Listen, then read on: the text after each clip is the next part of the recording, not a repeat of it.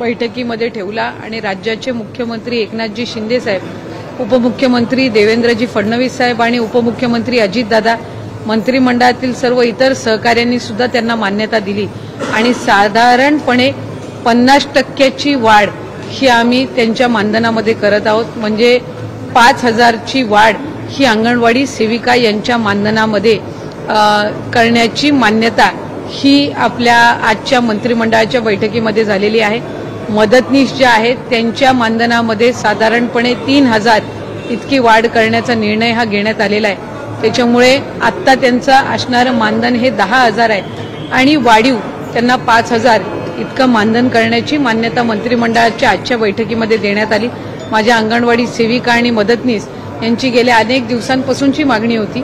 2 वर्षापूर्वीच महायुतीच्या सरकारने साधारणपणे त्यांच्या मानधनामध्ये 1,500-2 हजारची वाढ ही करण्यात आलेली होती, पण तरी सुद्धा इतर ज्या काही मानधन तत्वावर असणारे कर्मचारी आहेत यांच्या मानधनामध्ये वाढ पाहता अंगणवाडी सेविका आणि मदतनीस यांच्या सुद्धा मानधनामध्ये वाढ व्हावी अशी त्यांनी मागणी आणि इच्छा ही वारंवार व्यक्त केली होती। त्यानुसार त्याला आज शासनाने मान्यता दिलेली आहे, मंत्रिमंडळाच्या बैठकीमध्ये मान्यता दिलेली आहे। मुख्यमंत्री माझी लाडकी बहीण, त्याचबरोबर महिला व बालविकास विभागाअंतर्गत जे इतर योजना आहेत याच्यामध्ये अतिशय परखडपणाने आणि मेहनतीने काम करणाऱ्या अंगणवाडी सेविका आणि मदतनीस यांच्या मानधनामध्ये विभाग म्हणून आम्हाला आणि शासन म्हणून वाढ करत असताना मनापासूनचा आनंद आहे। या व्यतिरिक्त ज्या अंगणवाडी सेविका, मदतनीस, आशा सेविका असतील, ग्रामसेवक आहेत, त्याचबरोबर CRP आहेत, माविमचे असतील, उमेदचे असतील, यांनी मुख्यमंत्री माझी लाडकी बहीण या योजनेचे पात्र लाभार्थ्यांचे फॉर्म ज्यांनी भरलेले आहेत त्यांना इन्सेंटिव्ह हे आम्ही त्या योजनेच्या शासन निर्णयामध्येच ते आम्ही समाविष्ट केले होते की त्यांना इन्सेंटिव्ह दिले जाणार आणि त्या पद्धतीनं त्यांना इन्सेंटिव्ह सुद्धा आम्ही पुढच्या कालावधीमध्ये सुरू करत आहोत। त्याच्यामुळे आज मला आपल्या माध्यमातून राज्यातील माझ्या सर्व अंगणवाडी सेविका, भगिनी आणि मदतनीस यांना त्या ठिकाणी आवर्जून सांगायचे की या सरकारने, राज्याचे मुख्यमंत्री एकनाथजी शिंदे साहेब, राज्याचे उपमुख्यमंत्री फडणवीस साहेब आणि राज्याचे उपमुख्यमंत्री अजितदादा या आपल्या राज्याच्या तिन्ही लाडक्या भावांनी आपली जी अग्रेसर मागणी आहे ती या निमित्ताने पूर्ण केलेली आहे।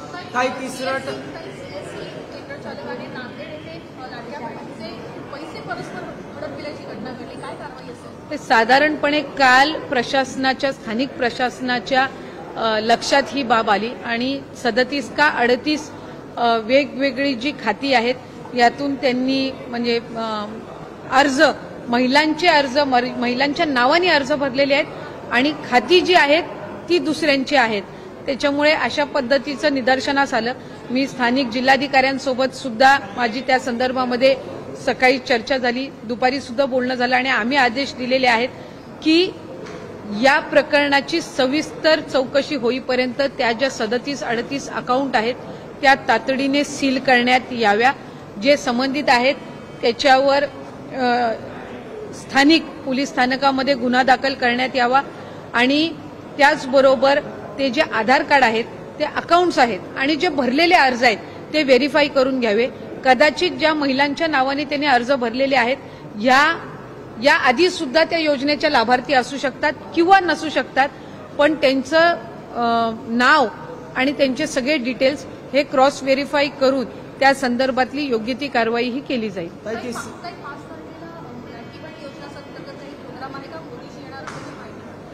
आम्ही साधारणपणे प्रत्येक जिल्ह्यामध्ये जिल्हास्तरीय कार्यक्रम राज्याचे मुख्यमंत्री आणि दोन्ही उपमुख्यमंत्री यांच्या प्रमुख उपस्थितीत होत असतो। काही दिवसांपूर्वी आपल्या देशाच्या राष्ट्रपती मुर्मू मॅडम यांच्याही प्रमुख उपस्थितीमध्ये उदगीरमध्ये हा कार्यक्रम त्या ठिकाणी करण्यात आला आणि काही दिवसांपूर्वी पुण्यामध्ये आपल्या देशाचे लोकप्रिय पंतप्रधान नरेंद्र मोदी साहेबांच्या हस्ते काही विविध विकास कामांची भूमिपूजन होती। त्याच्यामध्ये काही लाडकी बहिणींसोबत सुद्धा संवाद त्यांचा होता, पण तो तिथं पावसाअभावी आणि रेड अलर्ट होतं, ऑरेंज अलर्ट होतं, त्या अभावी तो कार्यक्रम होऊ शकला नाही। 5 तारखेला ठाण्यामध्ये एक प्रातिनिधिक म्हणजे आता जी प्राथमिक माहिती आहे त्यानुसार एक कार्यक्रम नियोजित आहे, पण देशाचे पंतप्रधान नरेंद्र मोदी साहेबांचं त्या संदर्भातलं म्हणजे येण्याचं जे कन्फर्मेशन आहे ते अद्यापपर्यंत प्राप्त झालेलं नाहीये। पण या योजनेमध्ये नेहमीच त्यांची सुद्धा आम्हाला मार्गदर्शन वेळोवेळी मिळत राहिलेलं आहे आणि ते त्यांच्या हस्ते आणि त्यांच्या उपस्थितीत प्रमुख उपस्थितीत जर एखादा राज्यस्तरीय कार्यक्रम आम्हाला करता आला तर त्याचा आम्हाला निश्चितपणाने आनंदच असेल। तिसऱ्या टप्प्याचे पैसे खात्यात यायला लागलेले आहेत कसं बघताय तुम्ही ओन नॅरो आहात या संपूर्ण योजनेचा?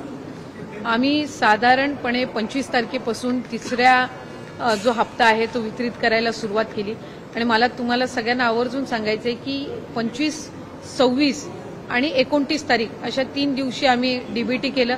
आजही सकाळी काही झालेले आहेत त्या संदर्भातले डिटेल्स मिळतीलच, पण साधारणपणे 1,87,00,000 महिलांपर्यंत या 3-4 दिवसाच्या कालावधीमध्ये जी काही रक्कम आहे ती डीबीटी होणार आहे।